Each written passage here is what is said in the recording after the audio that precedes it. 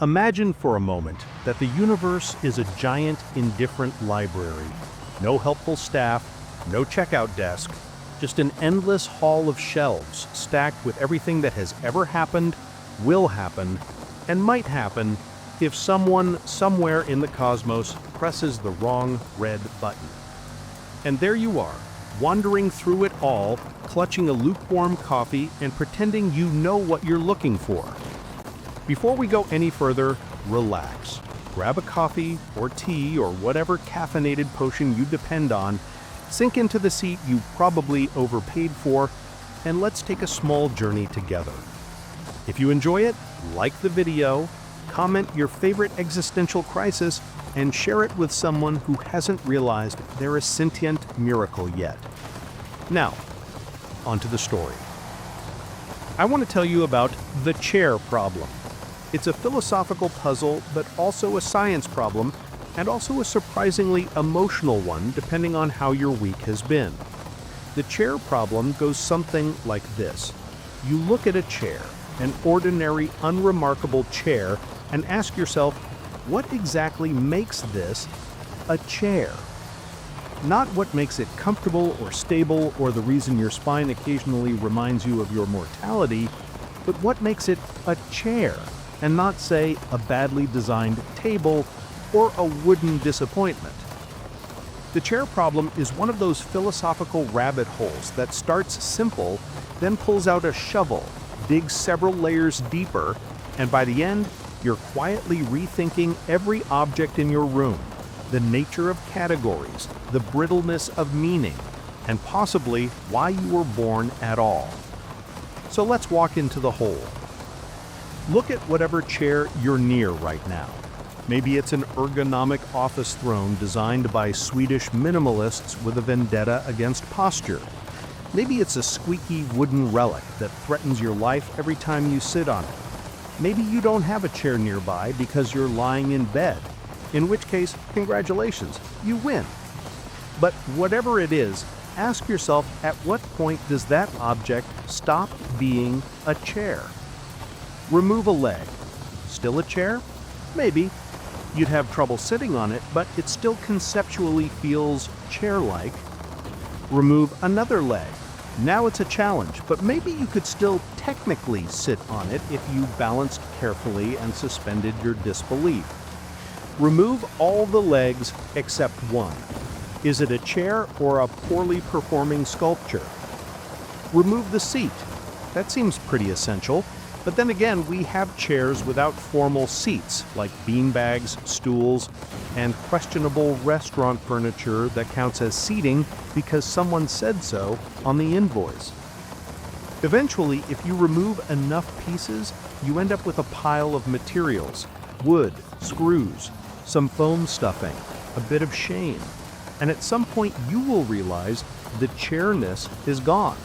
But at exactly which point did it vanish? Was it the last leg, the seat, the overall functionality? Or did the chair stop being a chair the moment you imagined removing something? The entire universe works like this.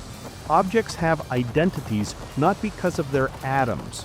They're just vibrating bits of probability, but because enough humans agree that an object's purpose and structure fit into a category.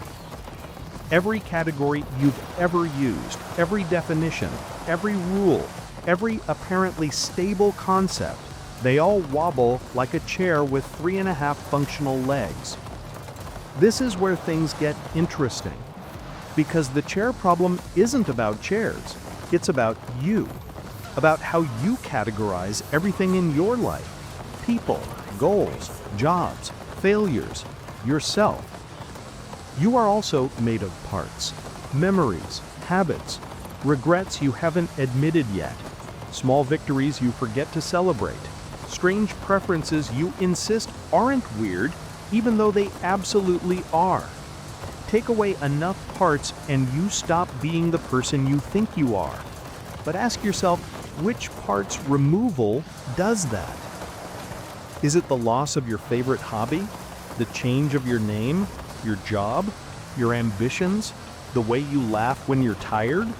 The memories you swore would define you forever, but somehow faded into the static of time? Think about this. Every 7 to 10 years, your body replaces nearly every cell it contains. You're an ongoing renovation pretending to be a single house. You are a ship of Theseus wearing human skin. And yet, you continue to call yourself yourself. Why? Because identity isn't built from components. It's built from continuation, from narrative, from the ongoing story you tell yourself about who you are, who you were, and who you might become if life stops stepping on your plans long enough. This is why a chair remains a chair even when it loses a leg. The identity persists because the story of the object hasn't been fully interrupted. Let's stretch this further. Imagine you wake up tomorrow and half your memories are gone. You remember your name, you know how to walk, you look at coffee and feel something holy stirred deep inside. So we know some fundamentals remain intact, but the rest, gone. Are you still you? Philosophers have argued about this for centuries. Some say identity is memory. Others say identity is consciousness. Others insist identity is the soul, which is convenient because souls cannot be cut into pieces like chairs and therefore avoid the problem entirely. But modern neuroscience doesn't agree with any single one of those models neatly. Here's something unsettling. If you examine a person closely enough, at the level of neurons, molecules, atoms, and quantum fields, there's nothing resembling a continuous identity at all. Just patterns, processes, the electrical storms firing in gelatin. The brain doesn't store a permanent you. It generates the illusion of you moment by moment. A story so convincing, the narrator becomes convinced it's a real character. You're not one thing. You're thousands of things happening in parallel, improvising coherence. So let's return to the chair. The chair problem exposes a crack in reality, that categories are conveniences, not truths. They help us navigate the absurd complexity of the world, but they are not the world. A chair isn't a chair because of its pieces. It's a chair because the story around it holds together. A person isn't a person because of their parts. They're a person because their story continues. Everything in your room right now is participating in this illusion of tidy categories. The lamp, the floor, your phone, the vague feeling you forgot something important. All of it is much weirder than we pretend. The entire material world is a collection of atomic clouds pretending to be solid objects so your brain doesn't melt at the sheer chaos of existence. And that's the good news. Because if the universe is made of shaky categories and flexible meaning, then you're not stuck being anything you think you are. You can change the narrative, replace parts, take away legs, add new ones, reinvent the entire shape of your chair and still remain yourself because the story is yours to write. Let me give you a small mental experiment. Imagine a version of you 5 years ago.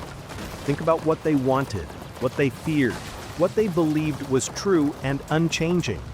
Think about all the things that person thought would define them forever. Now compare them to yourself today. Would that past you recognize you? Would they approve, be confused, terrified, proud? Whatever the answer, you should notice something. You've changed drastically, yet the thread of identity still feels continuous. That thread is not made of certainty, it's made of attention, of remembering the story long enough to keep the next chapter connected. Here's a comforting thought. Identity isn't an object, it's a direction, a vector through time, moving, bending, changing, and occasionally crashing into walls. Now let's zoom out. The universe began as a soup of energy and potential. Particles collided, formed atoms, which formed stars, which forged heavier elements, which built planets, which birthed oceans, which birthed life, which eventually decided to invent chairs for sitting and stress for suffering. But nothing in the universe tells you what anything truly is. Categories aren't built into reality. The cosmos doesn't label stars as stars, or cells as cells, or you as you. Knowing this, you start to see the world as an improvisation, a jazz performance played by physics with biology providing the drumbeat and consciousness standing on stage trying to play the saxophone despite never having learned the instrument. Your life isn't a fixed identity. It's a constantly updating symphony of accidents and intentions. And this brings us back to the chair problem one last time. A chair stops being a chair not when it loses a leg, or the seat, or the frame,